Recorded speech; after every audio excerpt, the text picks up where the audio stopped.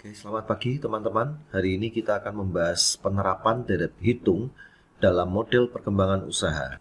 Penerapan deret hitung itu banyak diterapkan pada analisis perkembangan kegiatan usaha, ya, seperti produksi, biaya, pendapatan, dan lain-lain. Kadang perkembangan berpola seperti deret hitung. Maksudnya pertambahannya itu bertambahnya secara konstan. Oke, kita lihat contoh soalnya. Yang pertama, perusahaan daster itu memproduksi 2.500 unit daster pada tahun pertama dan produksinya meningkat 100 unit tiap tahun. Di sini tanyakan berapa produksi daster pada tahun ketiga.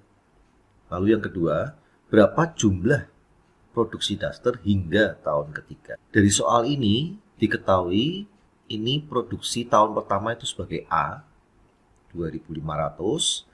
Lalu produksi meningkat tiap tahun 100 unit itu sebagai B atau polanya, ya, atau jaraknya. Lalu di sini ditanyakan berapa produksi daster pada tahun ketiga, berarti N-nya 3. Oke, kita lihat yang ditanyakan U3 dan S3.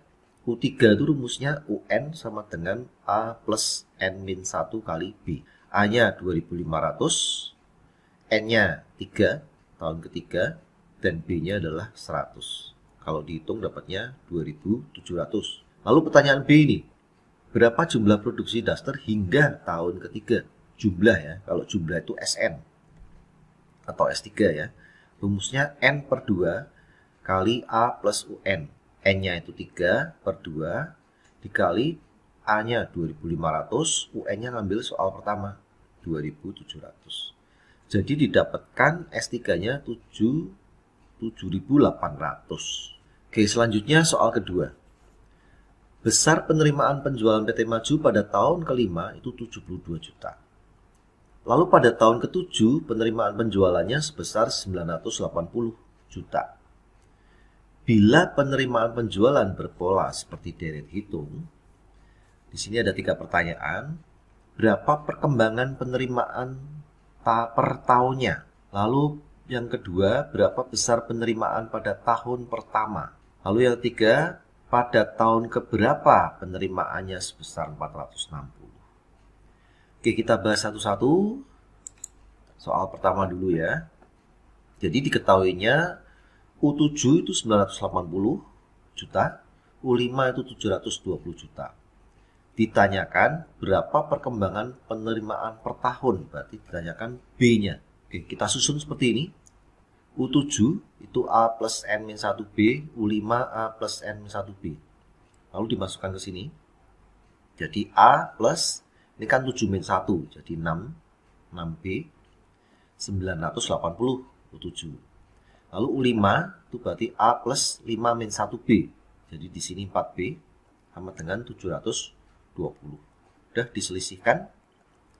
A-nya habis. Ini 6B kurangi 4B jadi 2B. Lalu 980 kurangi 720 jadi 260. Nah, ini jadikan B saja. Jadi B sama dengan 260 per 2. Yaitu dapatnya 130 juta. Jadi perkembangan penerimaan per tahun itu sebesar 130 juta. Sekarang soal kedua. Jadi U7-nya tetap, ya, 980.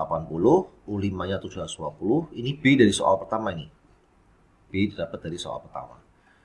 Ditanyakan berapa besar penerimaan pada tahun pertama.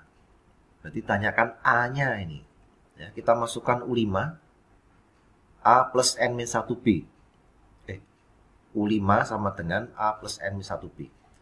U5-nya adalah 720 juta sama dengan A-nya yang ditanyakan. Plus ini 4 itu dapat dari 5-1. Dapatnya 4 dikali B-nya 130 juta. Jadi 720 sama dengan A plus 520 juta. Jadi A-nya dipindah ke sini. Jadi 720 juta min 520 juta. Dapatnya 200 juta. Jadi penerimaan tahun pertama itu 200 juta. Selanjutnya soal ketiga. U7 dan U5-nya tetap. Ini B dapat dari soal A dan A-nya dapat dari soal B. Ditanyakan pada tahun keberapa penerimaannya sebesar 460 juta. Jadi ditanyakan N-nya ini sekarang. Oke, kita pakai UN. UN sama dengan A plus N-1B. UN-nya pakainya ini, ya. Jadi sudah diketahui penerimaannya sebesar 460 juta.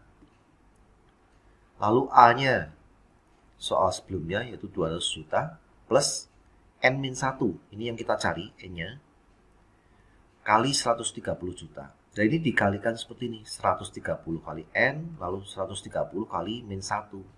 Ya, jadi di sini dapatnya 130 N min 130. Jadi ini 460, ini dipindah ke sana, min 200 juta, ini juga dipindah sana, sama dengan 130 juta N.